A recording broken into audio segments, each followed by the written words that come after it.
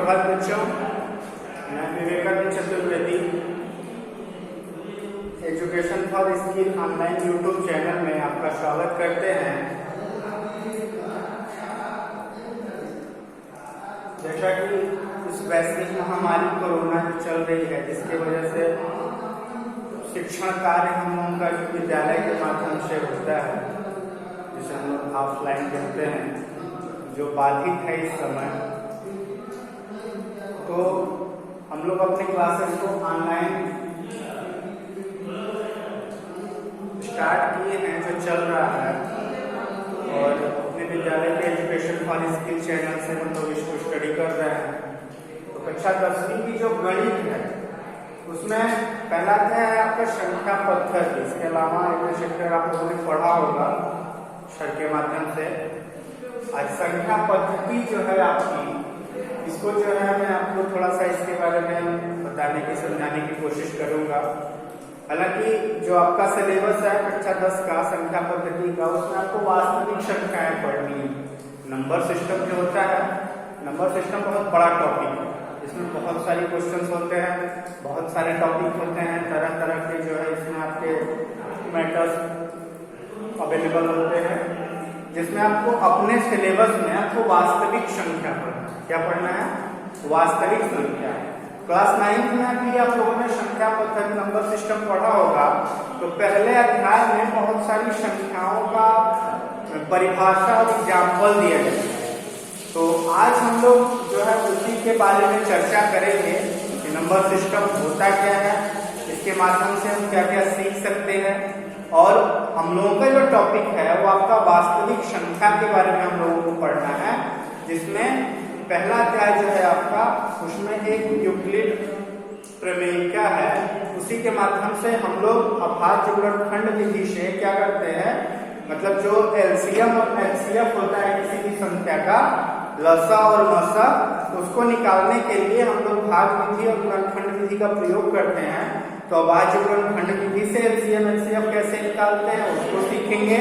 और एक भाग विधि से सबसे पहले एक यूक्लिड जो है साइंटिस्ट मैथमेटिशियन, उन्होंने एक प्रमेय दिया था जो यूक्लिड प्रमेयिका के नाम से जाना जाता है, उसके बारे में हम लोग सीखेंगे।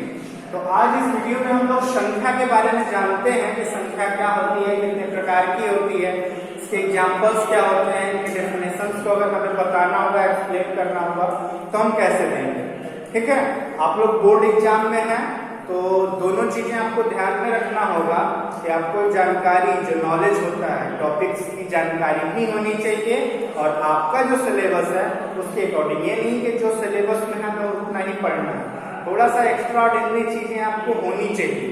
ठीक है, उस टॉपिक से रिलेटेड। ऐसा नहीं कि केवल एलसीएम एचसीएफ है हमारे सिलेबस में, तो एलसीएम कैसे निकाला जाता है, एचसीएफ कैसे निकाला जाता है, हम उसके बारे में सीख लें। थोड़ा सा इधर उधर की जो चीजें होती हैं, मैं ज्यादा नहीं बोल रहा हूँ, लेकिन जो है जो उसके आपके काम की हैं, जो आपको हेल्प कर सकती हैं आपके चैप्टर्स को पढ़ने में, सॉल्व करने में सवाल को, उन चीजों को सीख के रखना चाहिए। तो आइए हम लोग आज कुछ संख्या की परिभाषा, उसके प्रकार के बारे में एग्जाम्पल के माध्यम से सीखेंगे, और फिर अगले वीडियो में हम आपको आपके सिलेबस के अकॉर्डिंग लेके चलेंगे।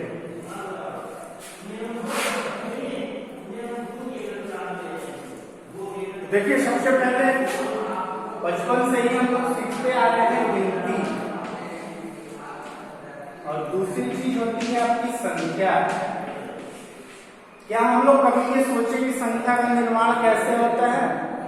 संख्या हम लोग लिखते हैं ना, 10, 15, 20, 25, 2005, 2016, 1,20,000, बहुत बड़ी संख्या हम लोग लिख लेते हैं। हम लोगों ने कभी ये नहीं सोचा कि संख्या को हम लिखते कैसे हैं। तो संख्या को हम कैसे लिखते हैं? अंकों की सहायता से। कैसे? अंकों की सहायता से। और ये अंकों की कुल संख्या कितनी होती है? केवल 10। इसी 10 संख्या के 10 अंकों की सहायता से हमारे पूरे ब्रह्मांड की सभी संख्याओं का निर्माण। और संख्याएं कौन कौन से हैं? वो अंक हैं आपके 0, 1, 2, 3, 4, 5, 6, 7, 8, 9। ये आपके 10 अंक हुए, 1 से लेके 9 और 0 से। इसी 10 अंकों की सहायता से हमारे ब्रह्मांड की सभी संख्या का निर्माण होता है। क्या होता है? सभी संख्या का निर्माण होता है। ठीक है।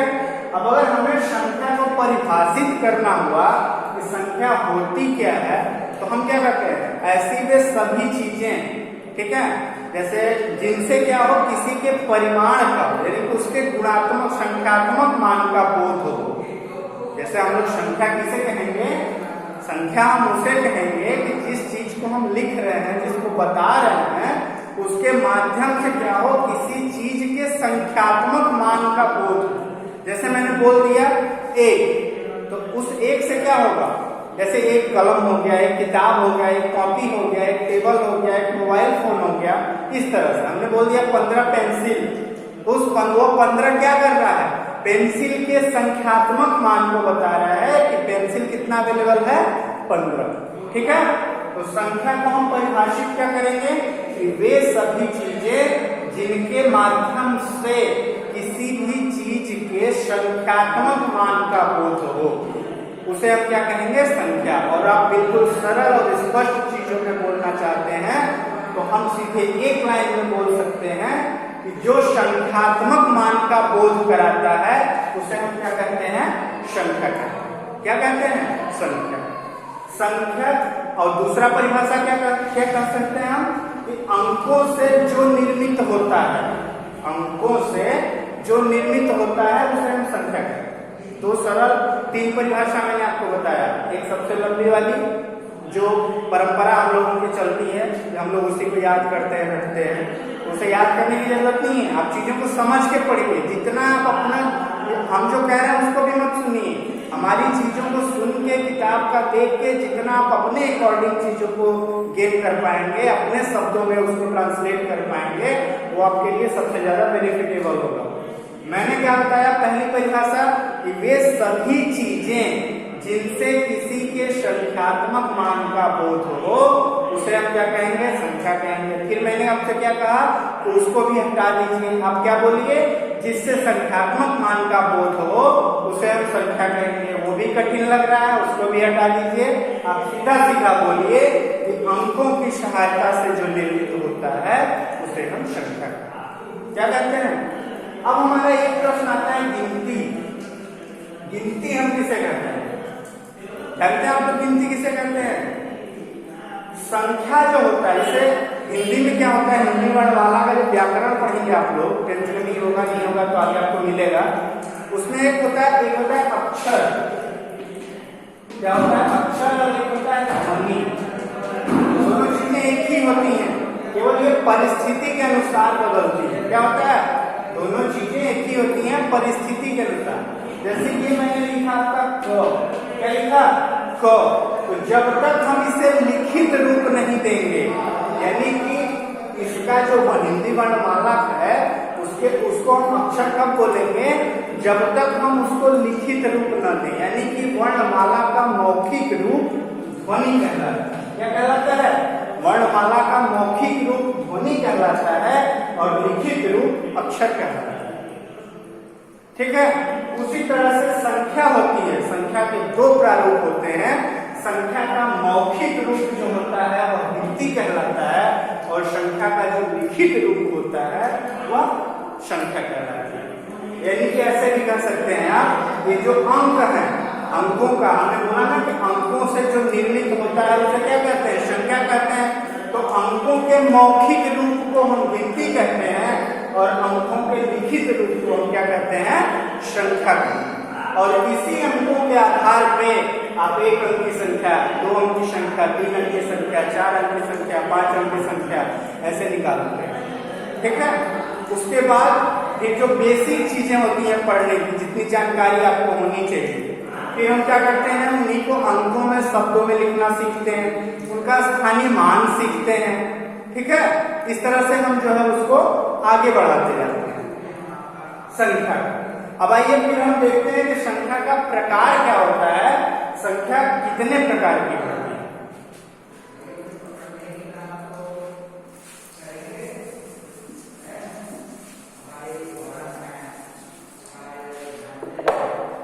संख्या के प्रकार में सबसे पहले आती है प्राकृतिक संख्या।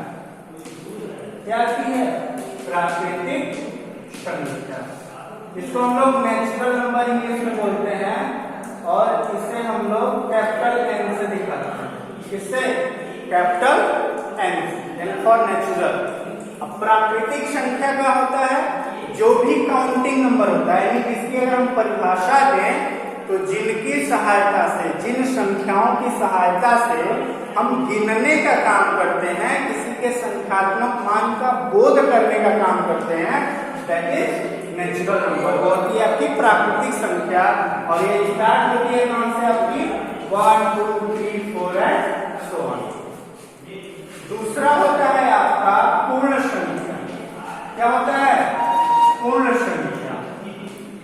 इसको हम लोग लिखते हैं होल नंबर। इसको इंग्लिश में क्या बोलते हैं? Whole number. और इसका रिप्रेजेंटेशन होता है W से। किससे लिखते हैं? W से। जो आपकी प्राकृतिक संख्या होती है वही पूर्ण संख्या होती है। इसमें क्या होता है? शून्य नहीं होता प्राकृतिक संख्या में, और पूर्ण संख्या में शून्य, यानी कि जीरो सहित, शून्य सहित जो प्राकृतिक संख्याएं होती हैं उसे हम क्या कहते हैं? पूर्ण संख्या।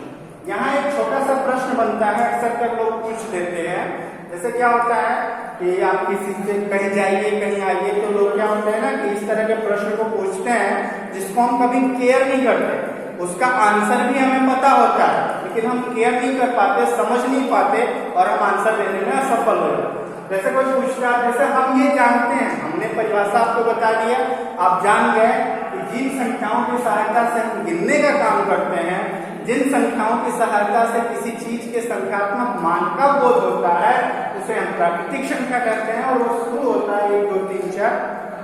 पूर्ण संख्या क्या होगा? प्राकृतिक संख्या, शून्य सहित प्राकृतिक संख्या कहलाएगी। अब यहाँ प्रश्न क्या बनेगा? शून्य को हम प्राकृतिक संख्या क्यों नहीं कहते? प्राकृतिक संख्या शून्य से शुरू क्यों नहीं होती? अब क्यों नहीं होती? कारण आपको पता होना चाहिए। क्यों? कि प्राकृतिक संख्या से किसी चीज के गिनने का काम होता है और हमारा जो परिवेश है गणित की भाषा में, उसमें शून्य का मतलब नगण्य होता है। अगर कोई चीज शून्य है तो वहां पे अवेलेबिलिटी उस चीज की बिल्कुल भी नहीं है, इसलिए शून्य प्राकृतिक संख्या में नहीं होता और पूर्ण संख्या में उपस्थित होता है। पूर्ण संख्या में उपस्थित क्यों होता है? क्योंकि जब हम 2 अंकी 3 अंकी जैसे 10 100 1000 500 ऐसे संख्या लिखते हैं तो वो हम शून्य की सहायता से ही पूरा करते हैं। तो ये पूर्ण संख्या में होता है लेकिन प्राकृतिक संख्या में नहीं। उसके बाद आता है आपका सम और विषम संख्या। क्या आता है? सम और विषय। तो आप जानते होंगे जो 2 से विभाजित हो जाए वो सम और जो 2 से विभाजित ना हो वो विषम। उसके बाद फिर आता है इंटीजर्स जो होते हैं, पूर्णांक। ये 2 प्रकार के होते हैं, एक पॉजिटिव और एक नेगेटिव। यानी कि पूर्णांक में तो दोनों होते हैं, शून्य सहित धनात्मक और ऋणात्मक संख्याएं जो होती हैं वे सभी क्या होते हैं? पूर्णांक होते हैं। इसे हम I से रिप्रेजेंट करते हैं। और इसमें केवल धनात्मक को आप लेंगे तो इसे +I और केवल ऋणात्मक को लेंगे तो इसे -I। ठीक है, ये होता है। जैसे संख्या रेखा का हम दर्शाते हैं, ये 0 हो गया, इधर पॉजिटिव संख्या, इधर तो ये आपका नेगेटिव इंटीजर हो गया पूर्णांक और ये हो गया पॉजिटिव इंटीजर। तो ये कुछ इसके प्रकार होते हैं, जैसे प्राकृतिक संख्या हो गया, पूर्ण संख्या हो गया, सम विषम हो गया, पूर्णांक हो गया। ठीक होता है। एक होता है अभाज्य संख्या। जानते हैं अभाज्य संख्या क्या होती है? अभाज्य क्या होता है? वह संख्या जो केवल एक और स्वयं से विभाजित होता है उसे हम क्या करते हैं?